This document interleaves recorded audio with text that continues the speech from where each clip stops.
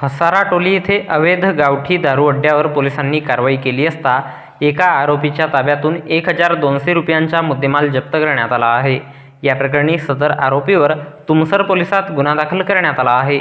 भंडारा जिल्ह्यातील Tumsar police station हद्दीतील हसारा टोली येथे पोलिसांना मिळालेल्या गोपनीय माहितीच्या आधारे दिनांक 23 मे 2024 रोज गुरुवारला सकाळी 11:30 वाजता दरम्यान अवैध गावठी दारू अड्ड्यावर पोलिसांनी धाड घातली असता आरोपी राहुल चौरे वय 32 वर्षे राहणार हसारा टोली या आरोपीच्या ताब्यातून प्लास्टिक डबक्यांमध्ये 12 लिटर मोहफुलाची हातभट्टी दारू एकूण किंमत 1200 रुपयांचा मुद्देमाल जप्त करण्यात आला।